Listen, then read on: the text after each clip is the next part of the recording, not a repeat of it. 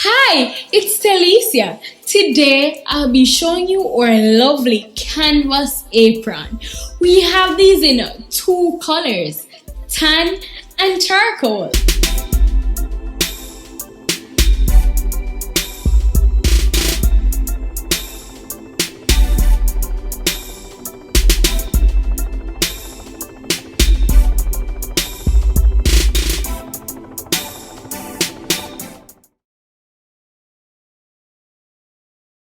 Spend about a month, 2 months to get a call and say, listen, we find a place, very nice place, very good location. So I want you to, we're going to send a ticket for you. You can come, just come to check the place out. I'm like, okay, why not? So I went to Dubai, the place is nice. You know, they do whatever, do their deal, whatever. So I come up to London, they tell me, okay, you need to move to Dubai because we need to do to this, set this up. No. So that's why I go. So that's like a dream, man. Sometimes, what I'm telling you. So, and I'm trying to explain to you, like, most people will be like, oh, we need money for this, we need this, and we need that. You don't need to do nothing more than stay on top of your game. That's it. Exactly. You know what I mean? Because you're still going to bring you anywhere you're supposed to go. All you need to do, like, when I go to Dubai,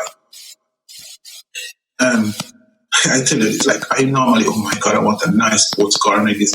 When I go to Dubai, these things was provided. I saw. I ain't want to say it, but I saw you was driving some nice cars. And listeners, you could check out his Instagram at Chef Collin Brown.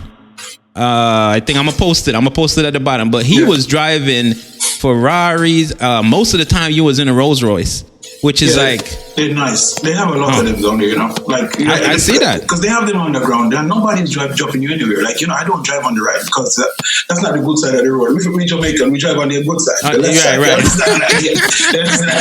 So you can imagine me going to that country. Nobody won't drop you because everybody's busy, you know. And you know where I live in. It's this tall building, Burj Khalifa. No, you were staying in the Burj Khalifa. That's where I live for 1 year. Oh man, you living your best life. And this is food, people. Listen. Food has brought this man from Trelawney to Dubai, staying in the Burj Khalifa, driving Rolls Royces. Who else? So what I'm saying is, you don't need to chase the money to buy this. You just need to be on top of your game. Make sure people is looking for people like you always. Right. So literally, just look, and you might be like, oh yeah, we are talking. You don't know how does one reach there and all this. I will tell you. Today, you do your best. You look at your best properly and make it better tomorrow. You understand? Tomorrow you do the same. Right. And keep making your best better every day. Yeah. If you do that for 1 year, you're untouchable. That's what's up. Right. That's true. That's true. Basic. And you got to remain humble too. Just listen. Just know, like, you are not doing it for no one but better people, but yourself and better people's life. You ain't nothing until you start to touch people's life. Right. You understand what I'm saying? So if you literally, like, some people who are, how many friends I have who used to be rich or who is still rich, and they're so rich. When you go to their house, the only thing they have is a dog. No. Oh, let me tell you about that. Seriously. Because I worked at a spot. Listen to this, and this is crazy. When I saw this, everybody that live in the property that I used to work are millionaires. Everybody, like Rolls Royce is like regular cars. The golf carts are Rolls Royce golf carts. All right, so that's to tell you the caliber of people they are, right? And one night I was in the restaurant and somebody ordered a burger with no bun. So I was like, okay. And then at the end of the check, it says for a dog. This lady comes to the restaurant every night and she ordered 2 meals, one for her and one for the dog. She has nobody else, That's how boring her life is. Well, I'm going to say it's boring because if you don't have a partner or somebody around you, it's, you know what I mean? It's like, what's the purpose of living? And you know how many people they could all just walk over to reach where they are? Like, that's why I don't want to reach that level and some of the things when you're talking to me about, I didn't even remember and the conversation may have because it's right. Me, and it's so much stuff. It's so much stuff. I wrote a whole list of stuff that I wanted to talk about. We ain't talk about not one of them. You know what I mean? Because it's just, I like this type of organic conversation. I like these organic stuff. I wrote some stuff down, but like there's so much stuff that you've done over your life. Like I saw that you had a company called Aki. I didn't know that. Yeah, that was a long time. That was my first company, I did before I even understand anything about the company. Really? Yeah, because that was like, let's see, it was about 2004. Yes, probably. Yeah, but now I think it was earlier than that, because when I read the thing, around them times, early, like that's one of my friends. Because like basically, I wanted a name, a very authentic name for my company, and I'm Jamaican, don't understand anything about how the country running and whatever, I have to set things up, and you know what I mean. So, right. What my biggest problem in life is asking people who know, and they realize you don't know. Yeah. They take a lot of liberties. Oh yeah. Me, you know. Oh yeah. And but with me, I grew up on the street murder. I don't want to tell you, oh yeah, blood me from street. Let me explain something to you. I'm going to tell you this. When I was 15 and a half, 16, Montego Bay, you hear a cartel thing about Salt Spring, Glen Devon. Yeah, Salt Spring in Montego Bay. And Glen Devon. Them places, go. We go back down the lady and drive through, BMW. Everybody like that. The worst mistake we ever made. I be a gangster down there, and everybody who we know dead. So you're not known in that community no more. That community, me having that community at that age, teenager, a cook shop. You know what I said? Chicken back and festival. No, that you used to cook chicken back and festival. Yeah, because my mother sent my other brother and sister them to school. You know what I mean? So down so let me tell you something. That's where I'm coming from. So it's no point in acting like I'm above this and I'm this. You know what I mean? I'm just calling you. You know? Right. I just cook food. That's all I do. You understand what I'm trying to show you? And so Collin, what made the transition? Because I know at some point before you got to the level that you're at right now, you probably was doing like regular stuff. You know what I mean? I'm not sure if you were, but I can imagine that at some point in your life, you probably was just doing like the regular stuff. Like you said, you started out cooking chicken back and festival, and you graduated to cooking probably more different type of food. But what was the thing that made you realize that, you know what, I can own this lane and create my own path? My grandmother decided to get me in an on-the-job training program, which, because, when them old people, they don't think they don't believe in college and university. They say, once you're you gotta have a skill. You need to have a skill. Right. So normally they either send you to a carpenter shop to learn woodwork or something. But because I was like cooking from such a young age, because, I forgive you this one, brother, you would have dropped down and dead. How my grandmother tests me with cooking? Yeah. Is when it comes to convention at church and rally. And to nominate, Collin, go cook. We don't need to worry about nothing. Collin, go and cook. And there's something, brother. Remember, this is the church. You embarrass your grandmother and let you kill yourself. Right. Because you want to make sure this food. Church people are very critical, for real. Burn the rice, and on the stove they are using, I use wood fire. And the pot. It's a big pot. Yeah, that kid, the pot down his side, right on the waist, the pot reach me, So imagine cooking rice like that at that stage and can't spoil it, The amount of plastic bag me over that the rice is stupid, because if you make it, grandmother murder you, blood. And that's how they use. You have to do that for them to be extremely proud of you, Right. Now, coming from that background, my grandmother decided to send me on the job training program in Portmore. From Trelawney to Portmore now, it's like just about 97 miles or something, about nearly 100 miles from where I live. Then time it's like, even you as member now, my little world just in this little vicinity. Leaving Portmore is like moving to another country now. Right. And this is this is when you was living in Kingston. Yeah. Right, okay. I think I was 16 or something around that time. Or, 16, 17, going 17. Yeah, just say it's a long time ago, because you're probably like 70 something now. See, I'm so racism doesn't murder. I thought me age like that, Virgin. I'm not attacking your age, I'm just saying. Tell something alright, blood. Now you did cool 5 minutes ago. Okay, I'm sorry. See? Yeah, man. So there was a place called La Rose, Portmore. You wouldn't know that because your grandmother. I heard that name on the song. Yeah. And Beanie Man had a song that he's talking about La Rose. I think they had a nightclub too, right? Yeah.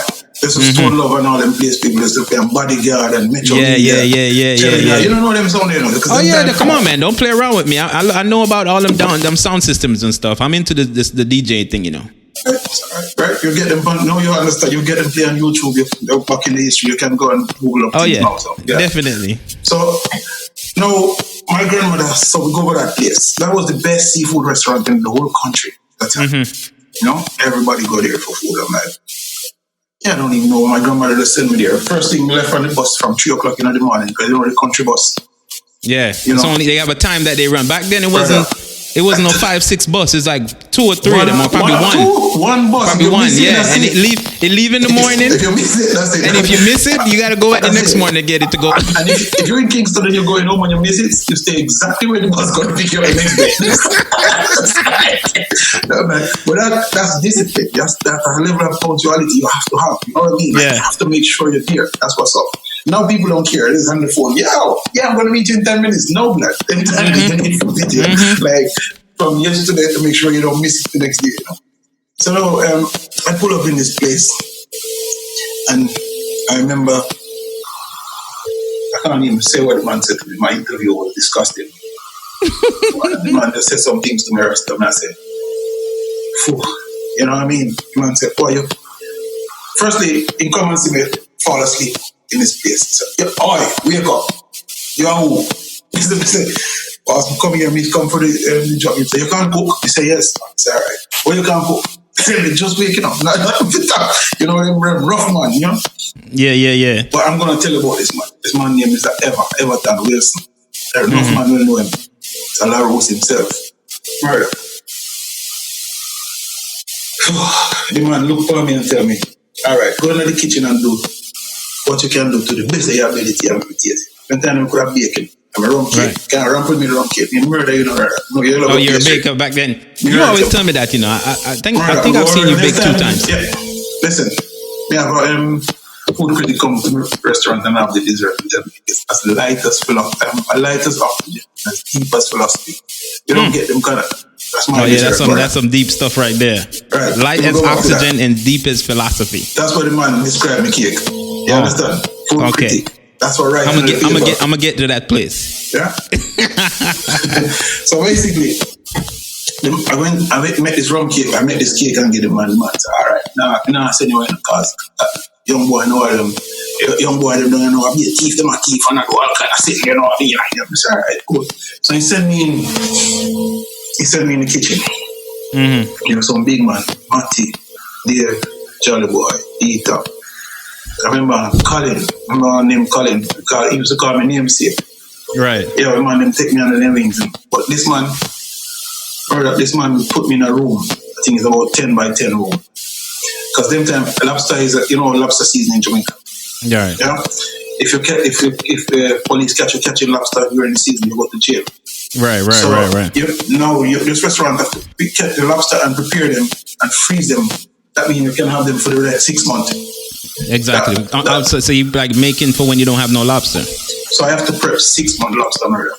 Oh, that's a lot. For 2 weeks. That's why until today I don't eat seafood. I don't eat prawns. I don't eat lobster. I don't eat nothing because my first experience was in this place for 2 weeks. I've never smelled like that. It took me about 3 months to smell good. And I smell like somebody again. You smell like seafood. Man, I couldn't go anywhere because I walk in place, people turn around and look like. What's that smell? And but in less than a month, at this age, I was at main course cooking lobster. One of the youngest chef ever to make it that level. Right. You know what I mean? And this I was here one day and I meet this man, one man from the Cayman, you know. He said to me, "Look, I have a restaurant over Cayman now. You want to take a work over there?" He said, "Yeah, man. The same time you just say yes to everything. You're young." Right. You're just trying to do what you can do. Yeah. So we did work till we get up, call the man, tell me to take the next flight to Cayman. I said, nobody have money to go to the place. It's like, he said, "Look, you're saying work permit, don't worry like that." So I went down to the hospital. I tell my mother work at the hospital. I said, "Well, I don't have no money. I don't know how you do."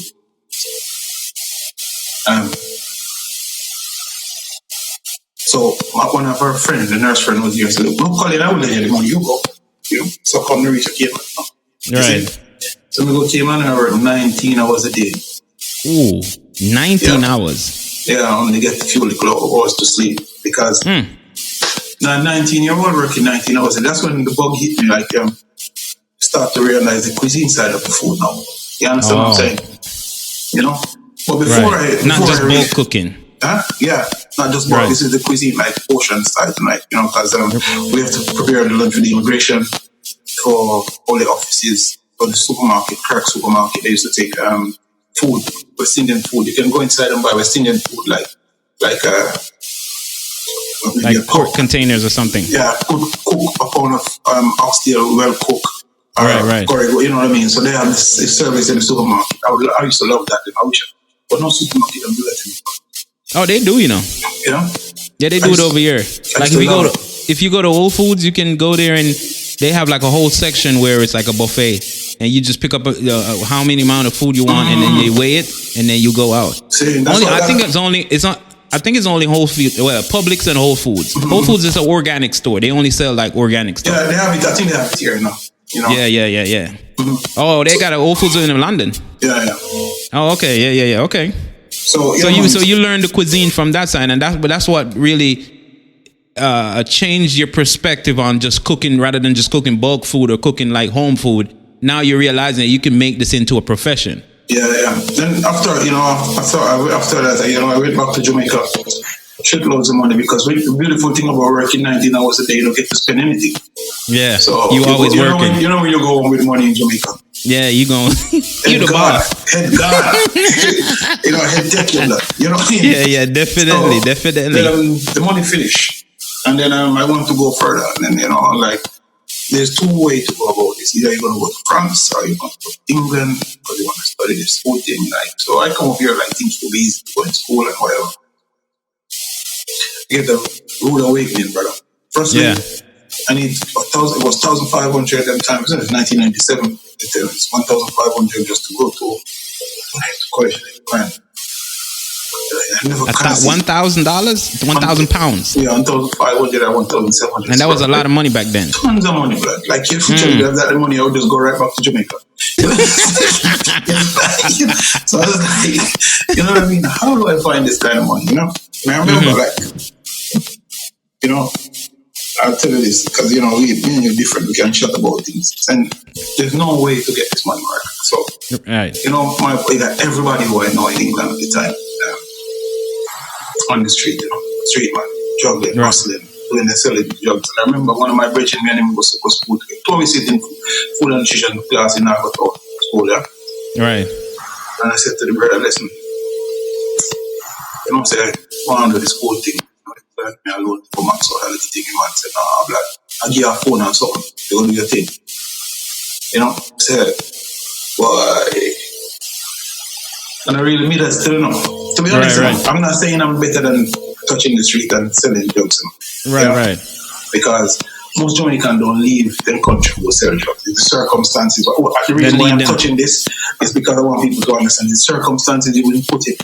And I want to tell you how I avoid the circumstances. Imagine a man give me a phone and say, take this and go make your money to go to school. Firstly, the minute you go, you will make the money or you will get catch. Right. You will structure it so you can make the money. But then you get caught up in making the money so much, you forgot what you're about. The purpose of making the money. Exactly. So therefore I said, no. And firstly, I wasn't afraid of police because they want to lock you up and put you in a jail and give you TV if you watch. England prison nice, Oh, really? They get flush toilet and all them kind of stuff, it's just good. But we still use pit toilet, so basically right. But the problem I have with that is if my grandmother come to the jail to visit me, it's going to be a problem. Brother, I rather face a firing squad. You understand me? That's something, but me no want that happen. What you talking about, brother? Right. Because the grandmothers back in the days ain't playing around. Brother, if my grandmother turned up at his jail, I would literally beg the police to just shoot me. Headshot. Don't even make me I don't want to even confess this sin, please. Right. That's the level. So it was a no-no for me. So I was like, how am I going to make it? And I'm like, papers over, everything expired. Like, how am I going to do this thing? Now, my grandmother used to do me that thing when I was young. Like when you go primary school, she used to make bola cake. You know bola cake? Yeah, That's bowl of sending cake. me around the community to sell. You understand? This is the most degrading thing anyone can do to you. Right. Imagine me come and knock your door. And you want a bull to buy, and then me you go to the same school. Yeah, so it's like you hustling, and it was like embarrassing back then for real, because you don't want to be doing them type of. That's beyond embarrassing, man. Like, remember, it's a small community, you know, like everybody know you, right? And my brother, and I didn't realize my grandmother was training me or something different on a different level. You understand what I'm saying? She stripped you of your pride. That's what she was doing. Stripped me of my pride. So therefore, do not look at this thing as what it is. Basically, that's you look at right. You understand what I'm trying to do? Right. Because, you know, and that's the only thing I could fall back at when I come to it. Because I look at it like, how I'm going to make it. That rum cake what I used to make, that's what saved my life here. Rum cake. The rum cake. I will tell you something. So I look at them like, who have money? Who I know? Drug dealer. Who have money? Drug dealer. They're more likely to make money from these boys than anywhere else in England. Right. So I decided to have them buy them nice and cling film and then roll them stuff and then cut. They buy the cling film, they buy some bread tin, you know, and they make something just like bread and they wrap. Just so they wrap the jug, so we wrap the rum cake. The rum cake. In a bread tin. Beautiful. You think it come from a factory. I have time on my hands. You understand? Brother. I started to sell them rum cake for the drugs house. So they're always in the house. So days two don't come out. Basically, I'm supplying them over and over. Brother, they have kids every 2 minutes. They're married every 3 seconds. Yeah. So I get all the christening, all the catering for birthdays, weddings, whatsoever. Right. I find myself, I start to make up to seven and a half grand a month. Wow. Cash from these guys. Yeah. So I start to save this money. You understand what I'm saying? And then, save, because now I have to because the only way to work in a restaurant again, I have to own it. Oh. So the only way to work in a restaurant is to own the restaurant. That's what you were thinking. Yeah. Yeah. So basically now that's where the money is saving is coming from. Oh. You understand what I'm trying to show you? So basically I hustle. When I say I hustle, like when I have one room, I can only afford to rent one room. Yeah. And in this room I have one bed and a cooker. And I have a attic where I keep all my stuff in the attic. Right. Right. All my chafing dishes and everything is upstairs. God forbid if it's open, everything fall on me. You know so all your catering equipment is in this one bedroom? Yeah. Upstairs, me in the bed. And when, you know, in England, it fall every 3 minutes, yeah? So I buy some tarpaulin, you know, them plastic. So I wrap the mattress whenever I have catering, wrap the mattress in the bed, put it outside. So the room now becomes the kitchen. Sometimes when I finish cooking that room, for weeks I cannot close the window because it smells like food. You know I know exactly what you're talking about, man, because I had experienced that. I had a catering company, I was doing the same thing. I had a one bedroom. I used to cook so much, the furniture used to smell like food. Brother, and then now, let me tell you something. I make some business card, like, you know, MasterCard. You know, the MasterCard, the thick, nice one. Like, you know, I make it like real gold, like a gold chain. Right. And it cost me a fortune to print. When I buy 2 cell phones, that's if I lost one. 2 numbers. And I wrote them boy, I go to the club and then flossing, wetting everyone, they're champagne and looking at them pretty girl. Me, I just walk up to the most beautiful girl and like introduce myself nice. This is my business card. Basically, I have a catering company. I would love if you would join my team. You would just look like, you know what I mean? But I look for the one them who I know that them boys would love. You know, right. Shape and stuff. And they take firstly, I'm not even trying to look them. So therefore, they will take the card. Like, club and no man not looking when I talk about business. They always call. Yeah? Right. So these are the girls I use in my catering. They're the most rubbish servers you can think of. It's drug dealers. They love to see nice girls. Yeah, they don't care about the service. They don't want to see the nice girls. Good. You understand? So I understand what you're saying. So basically, that's my hustle. So you build an empire from just selling rum cake and doing catering, and this is how you transition into holding your own restaurant. Yeah. Now, when the business was growing so much, I didn't have I needed space, man, because it's growing fast. So I remember I went to this guy, he have a banqueting suite. So I said, listen, mate, I do package when I introduced myself nicely because I always dress wicked. Tell him I'm like, yeah, I have this company and this is this. You know, I'll take taxi because I can't afford cars. So I pull up in the taxi like I have my driver. Right. So I said to him, listen, my company is growing. I don't have a venue. And I want to do customers asking for package wedding. So you have a venue, and I have the food and the cake and stuff like that. So basically, what I want to do is book your venue with the like the package. So you take the bar and the venue hire, and I take the food. And so basically, the business start to come together. So it look like I have a property now. You understand what I'm saying? Yeah. So you understand? Man. So everybody is, so I'm working from a property now, like, Like it was like, yeah, man, that's it. That's where he is, So so now from that, people start to relate to me on a different level now, It's like right, because now you seem like you're above, you know what I mean? Yeah. You're not just cooking now, you have a whole setup. Even the dealers now start to look at me differently, like, yo, man, it's serious. Seriously. You know what I mean? So I can start to price up on my thing now, Right. Raise the prices. Yeah. No more $10 dinner. You know what I mean? Like, it's like, I'm going to pay £30 now. You know what I mean? £30 for one meal. Oh my gosh. First price gone up, blood. You see? you know what I mean? So I remember, oh man, my first restaurant. Oh my God. Murder, man. It's crazy, I'll tell you the one that touched me the most is when the first restaurant I had was when I win Chef of the Year. I'm Caribbean Chef of the Year because my name was going on around so much. Like I right. For Chef of the Year, Caribbean Chef of the Year in this whole place. I'm like, wow, So I went to this award, and after I win, I didn't even expect it, brother. And then, because I just look at it. I just meet my wife that time. Right. So I never take it for nothing. So I went over and I come back with this award. When I win the award, one lady in the awards come to me and say, "Oh, chef, congratulations!"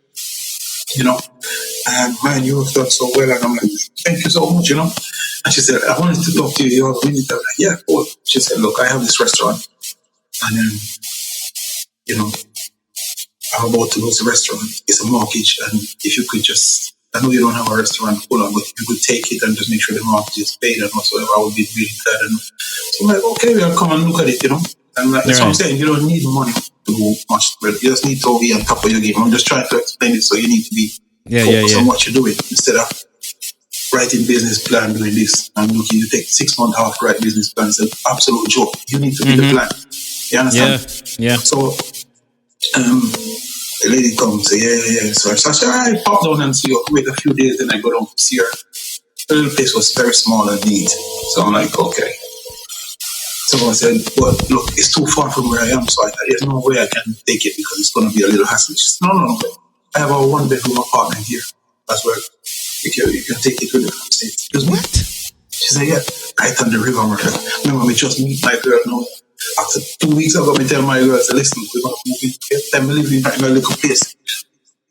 But no, there's no space to put our bag, No, don't worry, we're going to have a nice place. And in 2 weeks, we have a restaurant and a place. So I said, listen, man, God is good. You understand what I'm saying? Oh my gosh. So you've been getting these blessings for a long time, man. Yeah, but that's a big come up. Yeah, but you have to work. You have to work. You can't ask for certain things that you not work towards. You know what I mean? Like, it's like you sit down and try to ask God to make everything stand up. You gotta try stand up. Start. Put your hand like this. At least. Yeah. And at least you put your hand around. So say, right. So that's what's happened. So my girl was working and I said, listen, I want you to leave your job and come and help. She said, but you can't live and work together. I said, well, that's the only thing I know. I said, my grandparents, I said, that's all they do, live together and work together. Live together 60 years. So, you know what I mean? So basically, she didn't have a choice, really. So she turned up. She don't know nothing about restaurant, and all I know I can cook. She's shy. But for some strange reason, we figure this thing out, bro. And the next year, get nominated for best restaurant, best Caribbean restaurant, and best chef of the year, which I win. I win both. For the award, clean up. Now I come back, my rent is increased by 1,500. Oh, just because of that. So wow. I said to the lady, listen, this is not right. She's like, yeah, it's my place. So basically, I'm like, oh, that's your attitude towards this. The man works so hard for a whole year, like, you know. So, you know, me with my ignorance, you know, when I get dark early, you know. Yeah, I know. Jump out, you know. So, we decided, I said, that's what's up. Okay. The job I'm gonna drop. I just dropped the key in the letterbox. I left the place, not remembering like the place come with my living. Right. So basically, my wife said, "Right, well, you could have dealt with things better than that." So we had to move out of London to Birmingham, far. You know, my original optician. It's like, yo, come kick it with us, and like, you know. So we done it for 6 months. The only thing I have a little smart car, God bless the Mercedes. You know, the little one.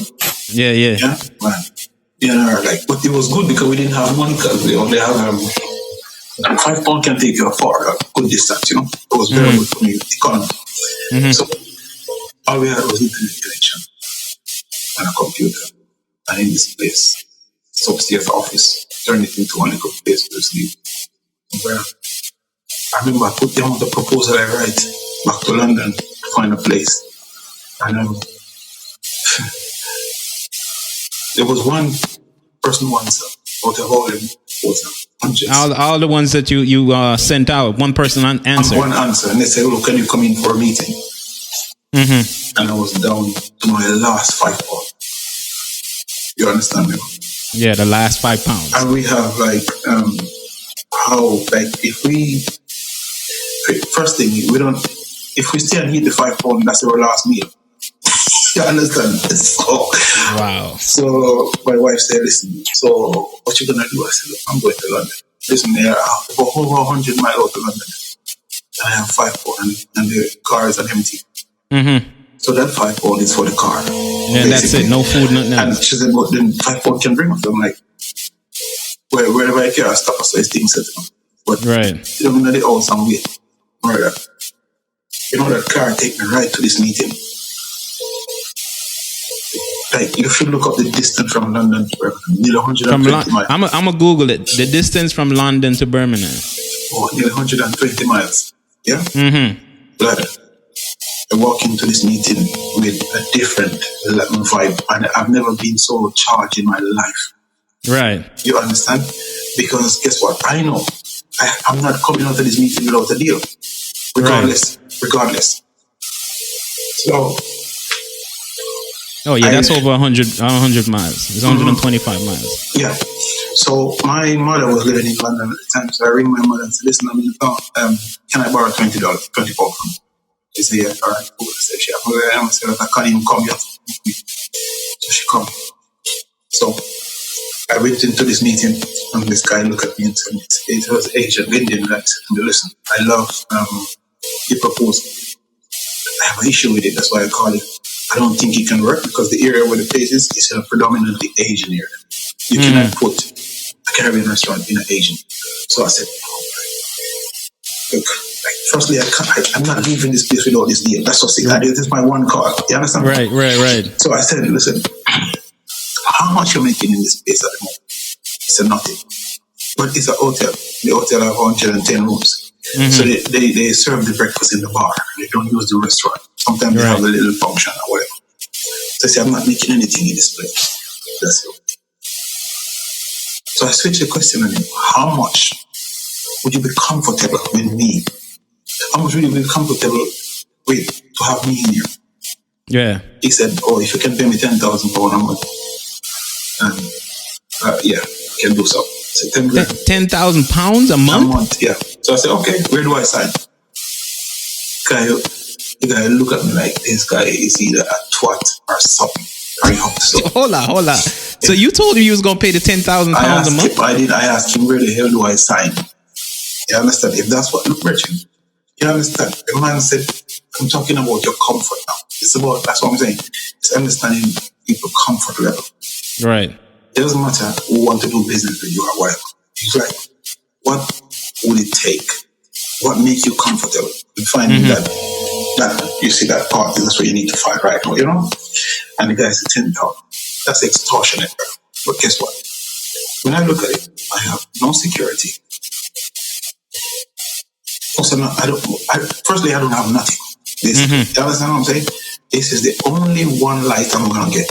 You understand? It's like in the dark, and there's one keyhole to keep outside. What are you going to do? Oh, boy, I can't afford it. I pretend like I can afford it. You understand what I'm trying to show you? I never see a contract draft up so fast in my life. You understand? Because the man think he was, you know, and he was still looking at me like, this guy can't believe this guy. Is he serious? You know? Yeah. So I said to him, boss, listen, I have a problem. Before he signed, I said, so how does the breakfast thing work now that I'm going to take the kitchen? And I said, you know what I could do for you? I know you're good with breakfast. So this is what you're going to do. We will take on your breakfast for you. We will charge you £5. I know you charge £9 or £10 for breakfast. I said, but we can make the breakfast for you for £5 per person. Right? My brother, You like that? He agreed. Because now you don't have to worry about anything about how to feed people. You just want to know the standard is good. Yes. That's easy for us. And you just collect all that money. Do the maths. Do the maths with me now, right, brother? Okay. If you're doing 110 rooms is full most of the time, and you're doing the breakfast for around, do the maths right now, and you're doing, because I didn't work it out, but my brain is not that quick anymore. That was like long time. So when I work it out, it's like if you're doing breakfast for every morning, right? So basically 110 times 2. Okay. Now you see the amount of money we're making from Yeah. from the breakfast. Wow. You see what I'm saying? Now, right. That's just breakfast alone. The rent that he charged me, was the breakfast alone will cover it. Oh, that's brilliant. So that's now brilliant. I'm trading for free. You understand? So this gives me the opportunity to rebuild my brand now. You understand what I'm saying? So the guy was like, is this guy crazy or what? He's not, he didn't look at it from that side. I see it because, man, I'm from a street cut, man. I know the hustle, you know? Yeah, so he was more looking at the 10 grand, which is guaranteed every month, but he's not looking on the daily, you know what I mean? Because he don't realize he is going to pay the 10 grand for me. He didn't realize that he was the one who was going to pay that 10 grand for me. Oh, that's super smart. But I understand what I'm saying. So, you know what I mean? So basically... So that's how you got the second restaurant started. Yeah. So now, that's what I said. You remember you come back to how humble I am? If I was one of them guys who was like, I could never pull this off. But I allow this man to take me for an idiot. Yeah. Which you have to do. Because people don't check these things. You understand what I'm trying to do? No. Now, here is where he was so happy that he's going to have a tenant. He tell me, look, I have a builder's merchants up there. Whatever you need for redecorate, just take it and put it on my bill. He was so happy. Because like, I asked him for 3 months rent-free period. So give me 3 months before I pay the first, you know? He said, okay, fine, no problem. That's all he needs to say. I said, I will do Oh my God. What the... You need to write a book. Let me ask you. You just said you asked him for 3 months rent-free period. He agreed because, like, look, you're gonna have the place wasn't being used. That's $30,000 he's gonna get after 3 months. Yeah, and then he's gonna get an additional 10 grand every month, which he's probably not making that. He wasn't making that much at first. Yeah. So now, I remember I went. No, I don't have any money. I said, boss, one more problem I have. I live all the way in Birmingham. He said, look, my son have some apartments down there. There's a flat down there. There's a room you can just rent. We can give it to you for the first 6 months for free until you sort this thing out. I said, yeah, all right, well, no problem. So I get a place to live for free. And I'm like, you know. And you get the restaurant for free damn near, too. Basically, you understand what I'm saying? He was happy because, like, he know I you know, my brother. So now, when it was an hotel, so therefore there's glass, there's knife and fork, there's everything there. You know, so I don't have to buy anything. It's a whole setup. Yeah, tables. I went to the builders merchant, but I get some, them ply, like just ply, and they cut them, sand them down, stain them, make them into tables. Get a guy to screw them up because builders were on, you know what I mean? And I asked him now, when you order the pillowcase and the sheets for the laundry company, could you order tablecloth as well? He said, yeah, sure, I put it on my bill. Fantastic. So now I need chairs. So I went to the shop and I was standing outside just looking at the chairs. They had about half an hour looking, and the owner of the shop called me and said, come in. And I come in and said, man, I saw you standing out there for such a long time. I'm just looking at them chairs. And I said, look, I'm just opening a restaurant, but I literally run totally out of cash. And I was looking at this, and I was looking at the chair, and I said, oh, wonderful, you look in this place. And the guy didn't, when he start talking about life, about 20 minutes in this conversation, he said to me, tell you what if I give you them chair? I give you 60 chair, and you pay me weekly or monthly, whatever you can afford. So I said, really? He said, yeah. The next day, the guy delivered the chairs. So the restaurant is ready. Now, one of the conditions with this hotel was I need to take the staff because the guy don't want to pay the redundant. So I said, okay. I was just saying okay to everything because I said I'm not leaving this place without the deal. Right. So the guy said, so I went inside in the kitchen to look at the staff who I have. Murdoch. Everybody from Poland, Polish. Nobody must say, oh, the Polish must have was born. 3 or 4 of them speak English. Oh, everybody speak Polish. Yeah. So I'm going to run a Jamaican restaurant, you know? With Polish people. So I was like, right, it's going to be interesting. And the funniest thing is, it turned out to be some of my best chefs, you know? We get this restaurant ready. I remember we setting up the lunch, you know? I get my own phone number, you know, and they already did have till system and everything, like, you know. So I said, okay, we'll use the till system, which that was such a bad move. That's one of the big mistake I ever made. And but I was so lucky to start, you know, set everything up, put it in my phone line, you know. So now I don't have a PA, I don't have anyone, it's just me and my wife, you know. And so what we start to do, I start to call all my contacts. I changed my voice up and I'm calling him. Hi, this is Chef Collin Brown, PA. He's launching his 5-star restaurant in Brickley. There's a table here for MTV. And he just want to know how many people come in. I just call MTV, I call Choice, all the radio station, everybody. So I call they say, okay, give me a minute and let me check, see how many people can make it. And they tell me, oh, the CEO of MTV is coming. I'm like, oh. Really? The voice got it. Oh, you know. So when I ring the radio station and I said the same thing. I said, listen, there's only one table and it's right next to MTV. So I don't know if you guys are enemies or anything. No, we take that so they know MTV is coming. You know? And man, just like that, I call every media, and this is how I fill the place. Only media, you know. Now, nobody who don't have no benefit. Don't benefit to us, we don't get in this place. Right. So I tell them it's a 5-course meal for free. Tasting menu. Right? Without even thinking, how am I going to produce this menu? With some people who don't know which flight go to the Caribbean. Right. Yeah? So the way I say, all right, and fine, I'm very, very advanced with catering. Catering I don't want to play with. So I said, okay, 60 people I have come in. I need 60 portion of this, 60 portion of this, 60. So I make 60 plus 30 extra for everything. You understand? So first course, boom, second course, boom. It's like, you understand what I'm saying? There's no way it can go wrong. I cook it myself, so basically I show them how to arrange it, and this was one. Most beautiful lunch, murder. You understand what I'm trying to show you? Excellent. Nobody never see Caribbean food presented like this. I'm like, wow, right. I have the maddest website, everything. Like when the website is like moving, like, you know what I mean, TV, like, you know what I mean, like them time website is like, you have a good website, people like, wow, do Caribbean restaurant with a good website, the things don't exist. You know? My brother, let me tell you something. The phone line go mental. When I said, everybody was trying to book. Let me tell you something. The phone ringing, and I'm like, every time they're sorry for the book.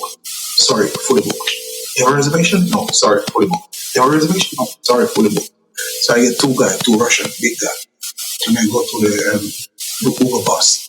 I them two nice suit with red tie, red carpet, and tell them stand at the door, pay them £50 every day to stand there. And if somebody want to come in, you have a reservation? Obviously they're gonna say no. Okay. Sorry, you have to have a reservation. Nobody never have a Caribbean restaurant where you cannot get in. This is the problem. You understand? So people is wondering, as I was saying, you have to understand the hustle murder, you know? Now, people is pissed off because like, what the fuck is going on? This is a Caribbean restaurant. How can't I get in this? Because people just think it's supposed to be accessible whenever I want it. Yes. But this wasn't like that. People was like, oh, how do we get in this place? So for 2 weeks I've been doing that. I'm inside the training the guys because the folks I don't have chefs. You know what I mean? So I'm just finding what to cook. My brother. I remember the third week. So this was all a front because you weren't ready to open. Ready what? So you weren't ready to open. So you had a front to put people in the front and tell people that you're booked. Yeah. So no one is coming. You know, curtains are always drawn. There's music, nice music playing like vibing. Nobody can get in. How come nobody can get in this restaurant? You know what I mean? Like Facebook was new them time. You know, people was posting all kind of stuff. Like it was MySpace. That MySpace dying out. MySpace, yeah. And dude, the third week, I remember the first booking. Like when the lady was like, "Excuse me, is there any possibility you can get a seat in this restaurant? I've been trying to book. Like, do you have a reservation?" No. But if you can, I said, let me hang on. Let me try to see if I can help you. I can take you on Monday 9 o'clock. So is that okay? Oh yeah, sure. I'll take that Monday. So basically, I start to take the call exactly how I can manage it. You understand what I'm saying? So I will take 5 people between now and this. In fact, I say you cannot be late because if you're 10 minutes late, you will lose this turning up on time to go Caribbean restaurant number. Right. Change the trend, right? So now I take it how like, okay, this 5 minutes, people come. By the time I get drinks, this will then I can serve them, and then this is like, so we could book it how we can manage it. So that's so rather than having a lot of people come at once. That's what's up. So we run it like that for the next 2 weeks. We've been running like, you know how much money we make in 2 weeks? £82,000. £82,000. Yeah. Wow. And this is separate from the breakfast money. Yeah. That's the awesome. That's brilliant, man. And like I said, man, this is the thing that we talk about. Some people just feel like, oh, it's, you can cook and I'm the best in the world and I'm gonna make it. I've seen a lot of chefs that came up and 2-3 years they hot and then it's like they fall right off. Some people can't even make it to that place where they can own a restaurant. You know what I mean? Because a restaurant is a really, really hard business to tap into. I hope one day maybe I can venture into that area, but it is remarkable to think that you can do so much.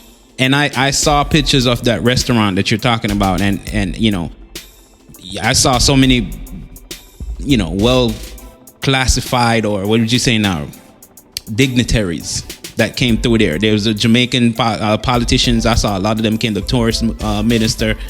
Yeah. Celebrities like Kelly. All of these people I saw was coming into your restaurant, and I was like, wow.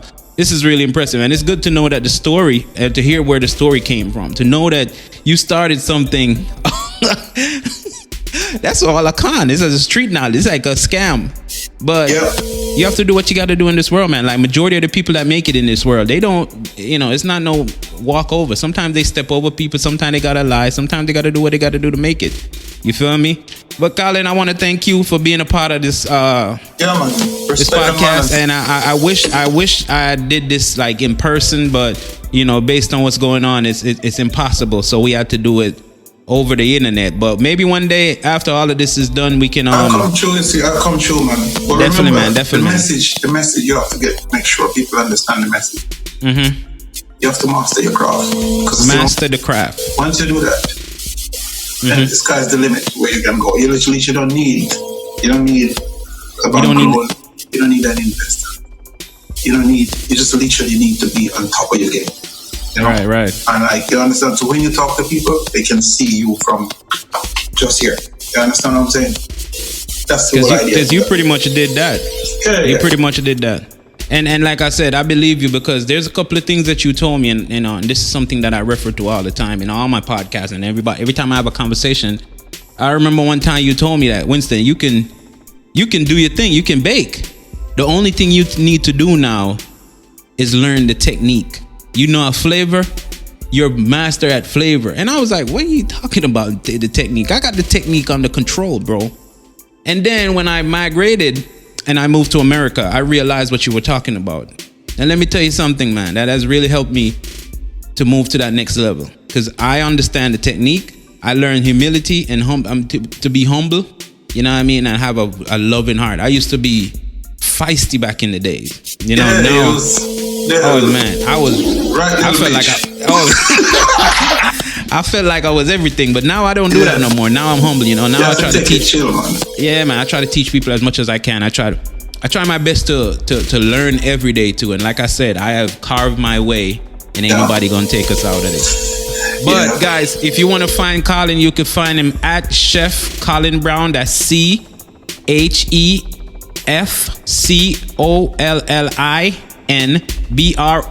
Bronn. That's 2 N with a Brown. Okay, Chef Collin Brown on Instagram, and you can find me at Pastrybear TV or at Chef W Murdoch. Like, subscribe, and share to my YouTube channel. And become a beer aristocrat. Thank you, Collin, for this wonderful interview, man. It's a beer aristocrat. All right, take care, man. All right. Okay. Cool. Pastrybear TV. Big up.